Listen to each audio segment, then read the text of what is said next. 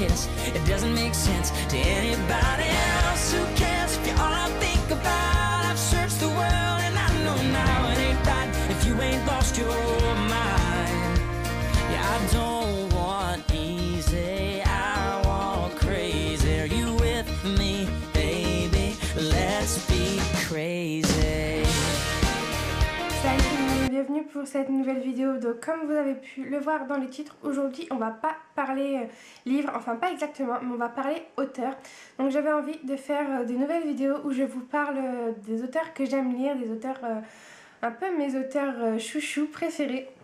Et aujourd'hui on va commencer avec Melissa De La Cruz, qui est une auteure que j'aime beaucoup, qui pour moi a de grandes qualités puisqu'elle arrive à écrire des styles assez différents. J'ai commencé en tout cas presque toutes ces sagas, et il n'y en a qu'une que je n'ai pas encore commencé, mais je vais quand même pouvoir vous en parler puisque c'est une saga spin-off, donc liée à l'une de ces sagas. Donc voilà, alors je vais vous présenter tout de suite les sagas de Melissa De La Cruz, donc en tout cas ceux que je possède dans ma bibliothèque. Donc la toute première saga, pas la toute première que j'ai découvert, mais la toute première que Melissa De La Cruz a écrit, si je ne me trompe pas, c'est Un été pour tout changer, donc de Melissa De La Cruz. Donc vous avez le tome 1, le tome 2, le tome 3 et le tome 4 que je n'ai pas encore dans ma palle, donc je vous mettrai une photo. Et donc ces livres sont de la chick lit. Donc j'ai lu le premier tome Un été pour tout changer cet été. Je l'ai vraiment bien aimé, c'était très sympa. J'ai trouvé un petit côté Gossip Girl que j'ai beaucoup aimé. C'est très rafraîchissant. C'est un peu, c'est pas un peu, c'est très jeunesse. Mais et voilà, pour l'été, avec au soleil, sur la plage, à la piscine, n'importe où. C'est super, comment dire, relaxant. C'est des livres totalement détente. Et voilà, donc pour la première saga de Melissa De La Cruz. Ensuite, en second, vous retrouvez Les Vampires de Manhattan. Donc je vous ai pas sorti tous les tomes parce qu'ils sont au nombre de 8, si je ne me trompe pas. Mais je vais vous montrer les deux derniers, donc je n'ai pas encore lu. Donc le tome 7, La promesse des immortels. Et le tome 8, Les portes du paradis. Donc qui normalement est bien le dernier, si je ne me trompe pas, mais je crois bien que oui. Donc voilà, c'est la saga Les Vampires de Manhattan, donc qui est l'une des premières sagas de vampires que j'ai lues. Je crois que j'ai même lu le premier tome avant de lire Twilight, il me semble. Et ce sont des livres que j'aime beaucoup. J'adore la mythologie des sangs bleus. Toute la mythologie vampire était inédite, en tout cas pour moi, et l'est encore. Je n'ai jamais retrouvé la mythologie vampire de Melissa De La Cruz dans d'autres livres. Et ça, j'ai vraiment beaucoup aimé. J'ai beaucoup aimé aussi que la vie vampirique et aussi toutes les créatures qui gravitent autour soient totalement liées, totalement ancrées dans la vie normale, dans la vie humaine. Et voilà, qu'ils soient... les vampires sont... parmi eux, comme si voilà, votre voisine était un vampire. Là c'est exactement la même chose. Et en même temps il y a aussi des espèces de société, de passages secrets qui mènent du coup à ces bâtiments réservés aux vampires, etc. Enfin ça j'ai vraiment beaucoup aimé. Et autre gros point fort de cette saga, je sais pas si c'est grâce à l'auteur, même si on est là pour parler d'elle, mais c'est les couvertures. Je sais pas vous, mais moi je les trouve toutes magnifiques. N'hésitez pas à aller taper sur Google Images pour voir les autres couvertures. Elles sont toutes toujours comme ça, avec en fond une ville. Parce que dans Les Vampires de Manhattan, ce qui est très bien aussi, c'est qu'on voyage beaucoup. Paris, Londres, New York, Rome, parce qu'à la base ils sont à New York, enfin à Manhattan. Mais ensuite ils voyagent beaucoup, donc je vous dis Paris, Rome, Venise, Londres. Il y a certainement d'autres villes aussi que j'oublie. Je crois qu'il y a un moment des personnages qui vont en Afrique, pas sûr, mais sur le continent africain je crois bien. Et donc voilà, c'est vraiment une super saga. C'est avec cette saga que j'ai découvert l'auteur, et moi je ne peux pas m'en passer. Donc j'adore cette saga et je compte bien la terminer très bientôt. Et ensuite, nouvelle saga de Melissa De La Cruz que j'ai commencé il y a pas longtemps et dont le tome 2 est sorti le mois dernier si je me trompe pas. C'est Les Sorcières de Northampton. Donc voilà, ceux-là ils sont édités chez Orbit et les autres sont tous édités chez Alba Michel-Buis. Donc Les Sorcières de Northampton, cette fois-ci c'est des sorcières. Donc vous voyez, Melissa de la Cruz arrive à nous emporter dans plusieurs univers, puisque les premiers sont de la chiclite, très fille, très jeunesse.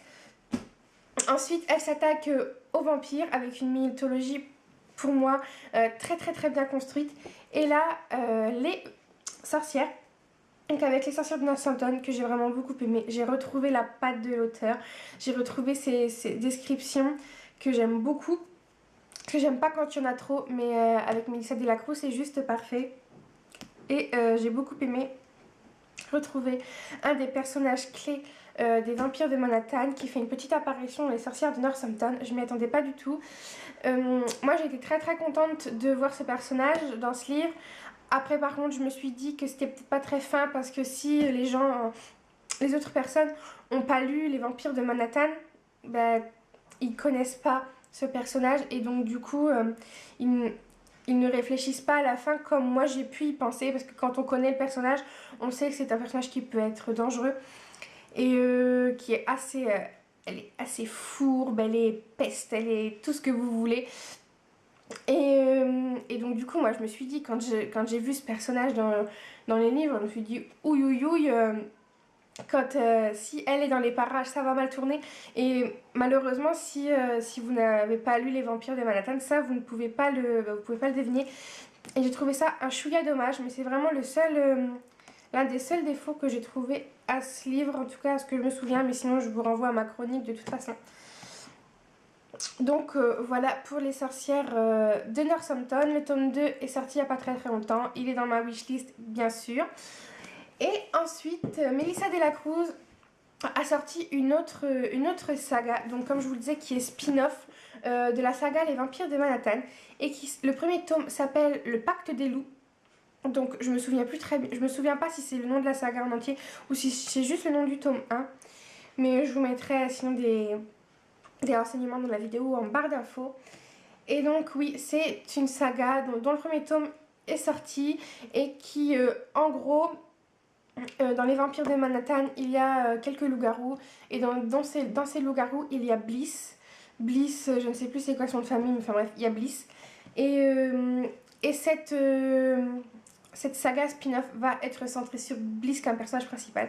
Et donc sur les loups-garous. Voilà, c'est vraiment ce que je voulais partager avec vous. C'est un peu ce mélange dans Melissa de la Cruz, c'est-à-dire qu'elle peut autant écrire. Elle a commencé par de la chiclite, donc elle peut autant écrire de la chiclite qu'après partir sur des vampires, écrire des sorcières et là repartir sur des loups-garous. Je trouve que c'est vraiment sympa, voilà, de pouvoir découvrir une auteure dans des thèmes différents, parce que c'est vrai que je pense que je suis pas auteure moi-même, mais je pense qu'on n'écrit pas un livre chiclite jeunesse et très voilà, frais et sans avoir vraiment à se casser la tête, comme on peut écrire un livre sur les sorcières ou sur les vampires, parce qu'il faut construire toute une mythologie derrière. Donc voilà, je voulais vraiment vous présenter Melissa de la Cruz. Donc je vous renvoie aussi à l'article sur mon blog où j'aurais mis une petite biographie, j'aurais mis des photos et j'aurais récapitulé toutes ces sagas et les prochains tomes à paraître, parce que il y a donc un tome 2 qui est sorti, comme je vous le disais, pour Les Sorcières de Northampton. Je pense que si c'est pas encore sorti, mais je crois pas, il y aura un tome 2 pour Le Pacte des Loups. Et peut-être même des tomes après. Donc voilà, je vous mettrai tout ça sur l'article sur le blog. Et le lien de l'article sera en barre d'infos, comme d'habitude. Donc voilà. C'est tout pour moi pour cette petite vidéo. J'espère que ce nouveau petit concept va vous plaire. J'avais vraiment envie de vous parler des auteurs que j'aime beaucoup. Donc si ce concept vous a plu, dites-le moi dans les commentaires et je recommencerai avec plaisir. Donc voilà, c'est tout pour moi pour cette semaine. C'est déjà la fin du mois de novembre. C'est la dernière vidéo que je vous poste au mois de novembre. Après, on va commencer les vidéos du mois de décembre. J'ai déjà eu pas mal d'idées. J'ai déjà pu travailler un peu sur les vidéos du mois de décembre et j'ai assez hâte de vous les tourner.